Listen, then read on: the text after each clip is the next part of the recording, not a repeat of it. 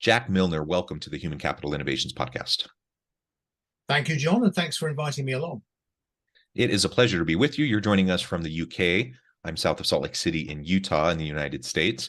And today we're going to be talking about your book, Virtual Presentation Mastery, Tips from the Coach to Some of the World's Best Speakers.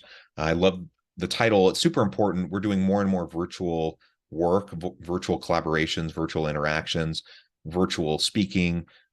We need to, just like in any sort of in-person organizational communication, it's very, very important that we learn how to be effective in terms of our oral presentation skills.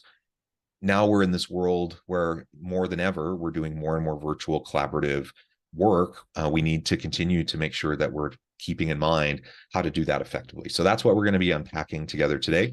As we get started, I wanted to share Jack's bio with everybody. Jack Milner is an award-winning communication coach. He has trained the world's best-selling professional speakers and provides organizations with the tools to influence, persuade, and engage, whether through storytelling, presenting, or communicating within teams. His celebrated master classes help organizations take dry, often technical information and render it clear, memorable, and engaging. I could go on, Jack, but anything else you would like to share with the audience by way of your background or personal context before we dive on in? Nothing in particular, apart from that my background is in comedy. And so how I got into my work was really by accident as much as anything. So I was running workshops in comedy and performing comedy. And then a venue said, actually, Jack, rather than improvisation comedy, what would really sell would be stand-up. Workshops, stand-up. And at the time I said, well, I don't think you can teach stand-up. You know, you're either funny or you're not, sort of thing. And then they said, well, we'll pay you twice as much as normal. And I said, well, clearly you can teach stand-up. And I found that actually I could, really, by doing three things, which was help people take away the stuff that gets in the way, give them some tools and techniques to improve, and then make sure it was fun. And that led me, from that, led me into business organizations, seeing these workshops and going, oh, we'd like a bit of that. We don't want to be stand-ups, but we'd like a bit of that magic. We'd like a bit of that ability to be agile, think on your feet, be human, for our leaders, for instance. And so that's how I got started. And in the virtual world was really working with two organizations over here. Well, actually, one of them is US based, which is Cisco WebEx, and Virgin Media. And we're looking there, these were relatively early days of WebExing, pre-Zoom. And it was, okay, we've got some great training on the technical side of things, but what about the human bit? And so that's how I started working in this virtual world, was really trying to get across the human bit. And as you were introducing me there, I was thinking about, you know, what's changed in the last 3 or 4 years. Because, you know, we all went, suddenly it was like, oh my God, we've got to go virtual. And some people had done a bit before, but lots of people hadn't done anything. And I think lots of people have got to a stage now where they're okay with it. You know, they'll go, yeah, I do it every day, several times a day. You know what? I can handle it. So that's fear has gone to a large degree. But the thing that's changed is now, how do we get the human? How do we get the passion? How do we get the 3D wonderful you across on the screen? And so I guess some of that stand-up, you know, last thing I want to do is turn people into a group of stand-ups, but that thing of being in the moment, pulling down the barriers between you and the audience, I think is even more important. And I've realized I'm going on a bit now. And it's supposed to be a conversation, not a Jack monologue.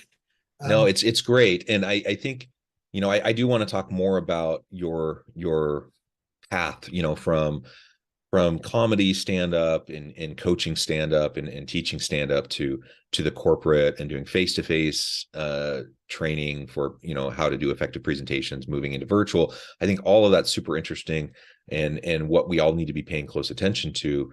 I also just want to highlight something you were just saying, double down on that for just a minute, and that is how important it is for us to just learn how to be present with the people we're interacting with.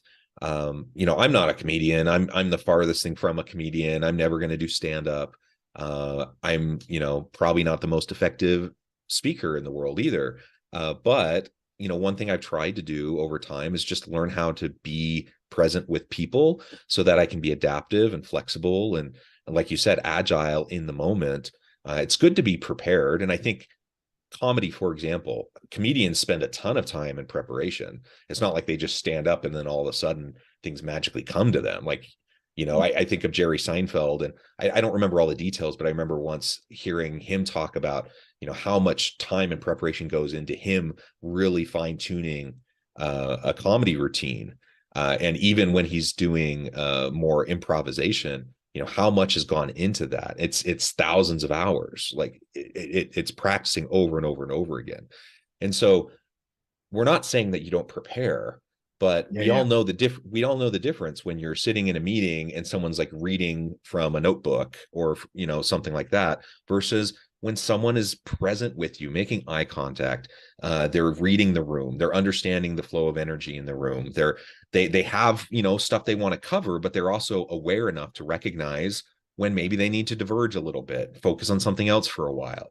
All of those sorts of things are really important. It's something I hope, you know, most good teachers learn how to do when they're working, you know, in a classroom, whether it's young children all the way up through college level students, or again, whether we're in an organizational setting where we're working, you know, with executives. We just need to learn how to be in the moment. And that's a scary thing for a lot of people, especially a lot of younger professionals who are just starting out. You might have imposter syndrome. You're worried about saying the wrong thing. You want to be really scripted to make sure that you're saying the right thing. And you're inadvertently undermining yourself because it becomes so sterile. It becomes so robotic, and people aren't able to connect with you in a meaningful way. No, absolutely, absolutely that. And in the business world, we have so many barriers already in the way of us communicating as human beings. So, for instance, you'll have your corporate jargon that creates distance, a way of speaking that isn't as you would speak in everyday life. And sometimes people go, actually, you know what? I want to create a bit of distance between me. I want that. For whatever reason, I want to be seen as a master of the universe. But by and large, it gets in the way. And I think, John, you put across a great point there about being present, but also not just reading stuff out. And that I see a lot of that. So for people listening, and will, you know, you'll have a mixed audience there between those who are more experienced and those who are less experienced. But if you are somebody who is inclined to read out your presentations, because you can do this in virtual, you know, I can have all my notes here up on the screen and no one knows. And I go, ha, I've solved the problem. I have control. And actually, what you've done is you've taken away one of the most important parts of communication, which is explain, not present. Actually, word presenter gets in the way. It's what we're trying to do is explain and have a conversation. And so anyone listening who's going, yeah, all very well for you to do, Jack. You've probably been doing it for years and years and years, etc. And you don't have my job and my boss. Yeah. So good for you. Is do it. It will work so much better for you. Is do it in baby steps. Yeah. Yeah. So look for those low risk meetings where actually you're with your team and they're supportive. So build your confidence, because that's your best way of presenting, best way of communicating is in the moment, is being present. And then in those bigger presentations, say to yourself, right, I'm going to do this half minute, no notes, or just a couple of bullet points, and build and build and build so that you can then be that one, who just has a conversation with the camera, with an audience, and it feels natural and in the moment. Apart from anything else, it's a huge amount of work to get your notes up on a screen and make them sound like a human being talking, Because I do know Yeah. people actually write in ums and erms. Yeah, because they go, I'm not going there. I'm not going there today. I've been doing this for 20 years. I'm not going to do it in my own way. I'll read it, but I'll read it as from a script where I have written in ums and erms and hesitations. That's hilarious. I have enough ums and ums naturally that I don't need to add them into any script. Yeah. So it's interesting. You mentioned how, the temptation, especially with virtual, is, you and I, we're here across the ocean from each other. You don't know. I could have another screen up right next to me with, every last thing I'm going to say. You don't know. But the reality is you do know. It's just reading off a script. You can notice the difference when someone is engaging. And will you sometimes fumble a little bit? Might you say slightly the wrong thing? Might you need to correct yourself? Sure. That's part of the normal process of communication. Nobody is perfect. Nobody says things perfectly all the time. But when you can engage in a way that's more genuine and authentic, where you're not just reading stuff off a script, people probably will give you more benefit of the doubt too, because they recognize, oh, you're not reading from a teleprompter here. You are just saying, you're supporting what you're saying, but saying it in a way that's genuine and authentic to you. People appreciate that. So I've seen it so many times where well-meaning individuals, they're so nervous, or, they're just not confident in their ability to express themselves clearly. And so they make sure that they have copious notes on every last thing that they could possibly say. And guess what? Usually, either they're literally reading the entire time, but even then, they're probably losing their place, and then they're having to find their place. Sometimes, though, they start to get to the point where their script does not fit the situation anymore. It might have at the beginning, but now things have shifted, and they're unable at that point to pivot at all. I saw one of these situations just in the last week, and it was painful. I felt very bad for this person. It was very painful to see them as things started to diverge, even just a little bit, how unable they were to respond to that. And they kind of set themselves up for it because they had scripted everything else out, and thereby they'd taken themselves out of the moment. They had given themselves an excuse to not engage with the room, and it ended up causing problems. Yeah, and it could be absolutely, as you say, it can be a disaster, and you almost always can tell. And it's apart from anything else, as you say, if you're not in the virtual world, even if you can't see people on the other side, it's still a conversation, and you still have to adjust to the moment. Somebody in chat sends you something and says, actually, this product you were talking about, we're more interested in the other product.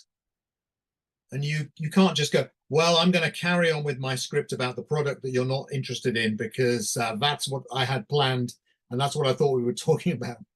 You're going to go, okay, right. Thank God you told me that, because now I can talk about the thing you're interested in.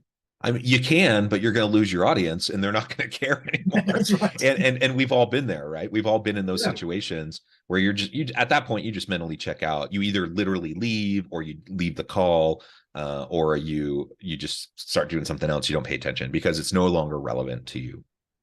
Yeah. Or you pretend that something's gone technically wrong. There was a YouTube film on how to get out of calls by, freezing, that sort of thing, and and glitching out. But I again don't recommend it. Yeah.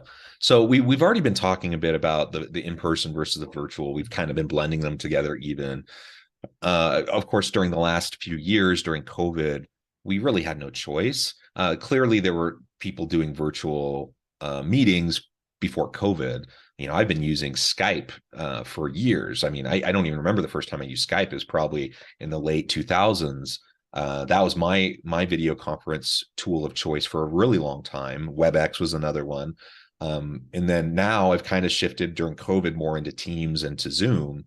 But regardless, people have been using these tools before, but for most people, it didn't become ubiquitous with kind of their daily work life until COVID.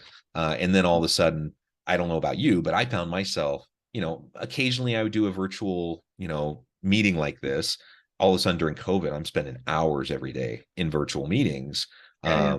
And it became painful. And so many of them were very, ineffective. They just kind of went on and on. Everyone and their dog would be invited to every meeting because it was virtual and, no longer had the geographic limitations on who could join or the space, those sorts of things. That became painful in and of itself. But then also just realizing that most people didn't have a skill set related to how to communicate effectively in an online presence. Set aside for a moment all of the technical stuff. Like you were just saying, you can pretend to have the glitchy stuff, but plenty of people have experienced real life technical issues. And so, that's a whole different conversation of how to make sure that you've covered all your bases, make sure that you're ready to go for these calls so that you're not, coming off wrong to clients or to people you're talking with. But setting that aside, just talking about assuming everything's working correctly, all the technology is working the way it should be, etc. So many people have just really, really struggled to engage in a meaningful way. Maybe it's because now they feel empowered to read a scripted, presentation, or to rely too heavily on, just going through the slide deck or whatever. Perhaps that's been part of it. But I suspect you have some other ideas on what has led to many people being very, perhaps they were pretty good in person, but not being very good virtually. And some of the things that we need to make sure specifically that we're paying attention to in a virtual environment that maybe we have to pay even closer attention to than we would if we were in person. Yeah. Well, there's some great points there, and you're absolutely right. One of the big challenges is that people have basically fallen into some really bad habits, and caused by, all understandable. If you're doing back-to-back meetings week after week via this, or attending lectures, or giving sales presentations, etc., you can fall into bad habits, and whole organizations do this. So one of them is turning the camera off and then disengaging. So one thing I now say to some of my clients when they're presenting is, they say, oh, well, this client and this client don't put their cameras on at all, and sometimes you've no idea if anyone is there, is have a chat with them beforehand and find out what the culture is there. Because the chances are the culture of attending a presentation is you half do it. And we've all done it. And it's quite nice, actually, isn't it? Because you go, you say, okay, so-and-so's doing their webinar, their presentation. I'm going to carry on with this. I'm going to check, if I'm in the UK, my cricket scores, and etc. Do a bit of online shopping, and if something is interesting, I'll join in. And unfortunately, that means you're not present. You're not there. But it's quite attractive at the same time. So I think one is have that chat with a client beforehand, get an agreement, not in a formal way, about how you can make this work well for them. So do it from their point of view. So if you can have most of the team put their cameras on, we'll make it shorter. We'll give you a really good presentation, and the whole thing will be more enjoyable for everyone. And then you've got to follow through on that promise. So is be aware of the culture. Second thing is, do you actually need to do it via Teams or Zoom? Could you just pick up the phone? Yeah, I mean, I don't know about you, but John, we moved. I used to do most of those types of, distance kind of communications happen via email or via the phone, with the occasional virtual live call like this. And then all of a sudden people were like, okay, everything's going to be a Zoom call. We're jumping on and you have to be on video, and it doesn't make sense. Like you didn't do it before. Is it necessary now? Sometimes yes, sometimes it's very helpful, but be thoughtful about the purpose of your meeting is what I'm hearing you say. Be thoughtful about the purpose of the meeting. Does it need to be a meeting first and foremost? If not, and you can just send an email or a video or something and let people watch it. Great. Disseminate some information. If it can just be a phone call, great. Just do that. And then reserve the video calls, the video meetings for when it's actually appropriate, when it's actually going to be helpful for collaboration. Yeah, and start to build that culture of we have really good Teams calls. We have good Zoom calls that are worth people's while. So it's the basic things of, do people need to be there? Does it need to be a meeting? Could it be a memo? As you say, I remember, pre-COVID, I'm also a speaker, and the speaker calls with agents and clients were always done via teleconference. Always. And it was fine. It was okay. I mean, I know I've written a book called Virtual Presentation Mastery, so I'm really doing my book down here, but it doesn't need to always be. And then you will avoid this killer, and it's a real problem, which is Zoom fatigue or Teams fatigue. And there's a number of reasons for that, but essentially looking at a square, having your camera on so you feel trapped, is not good for our long-term well-being. Doing in bursts and spurts is good, is cool, and really works. But if it's something that if you've got back-to-back Teams calls, Zoom calls, then there's probably something that's wrong. And as human beings, the science says that we spend a lot of time overcompensating for the fact that we can't pick up signals, body language subliminally. So what we do is in Zoom and Teams is we overwork, overcompensate. So because I can see my face, I turn my face off, by the way. Hide self-view, people. Yeah, once you go, okay, I know this works, the camera's clearly working, turn yourself off. You don't go, when you're meeting a friend for a coffee, you don't stand there with a mirror just next to them and then go, oh God, I can't believe I've aged so much, Where's my filter? Because by the way, in Zoom, you can put a filter on which de-ages you. But if you put it on too much, you end up getting rid of your nose, like Voldemort. So don't do that. But Zoom fatigue is a real thing. Take it seriously. Better you have real quality calls that mean something, that have value, where people participate, where they move around a bit and they look forward to, rather than it be this, oh no, another one. Let's see how I can avoid it by turning off the camera, doing my ironing, and listening in a bit. Yeah. Well said, Jack. This has been a fun conversation. You've given me a lot to think about. I know there's a lot more that can be said, but thankfully you have a book that people can check out to find out more of the tips. I know at the time I need to let you go here in just a minute, but before we wrap things up for today, I just wanted to give you a chance to share with the audience how they can connect with you, find out more about your work, where they can find your book, and then give us a final word on the topic for today. Yeah, sure. So they can find me obviously via LinkedIn. So please reach out that way, or at standupanddeliver.co.uk. So that's standupanddeliver.co.uk. And you can check out my site and find out I've got a free online academy. So you can go in there and get some tips and tricks and free videos there. Or you can get my book. It's on Amazon. So at the moment, you can get it in the US, you can get it in Europe, and you can get it in the UK, hard copies, but also, of course, you can get it on Kindle. And I think we're on Kindle Unlimited. Yeah, which is one of those cool things. I think you get about 0.001 pence per copy on Unlimited, but it's there, it's free. Yeah. So if you've got that on your Kindle. Wonderful. And three tips.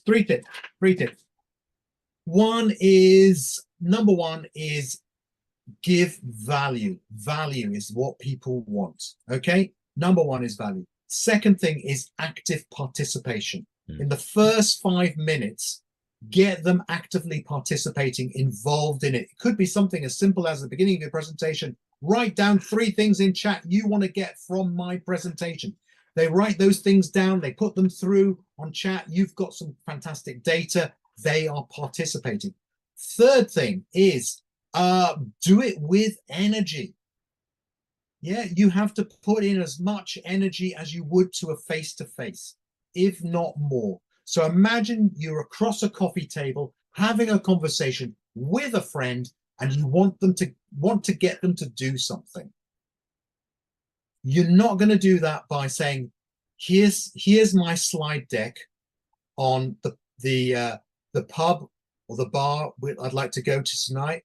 Here's some data on how it works, and here's some photographs from my last night out. Yeah, you can put a bit of energy into trying to make it sound like something fun that they want to do. Yeah. To share that fun, share that passion. Yeah. Great tips, Jack. This has been a lot of fun. I encourage the audience to reach out, get connected, find out more about what Jack can do for you. Check out the book. And as always, I hope everyone can stay healthy and safe, that you can find meaning and purpose at work each and every day. And I hope you all have a great week.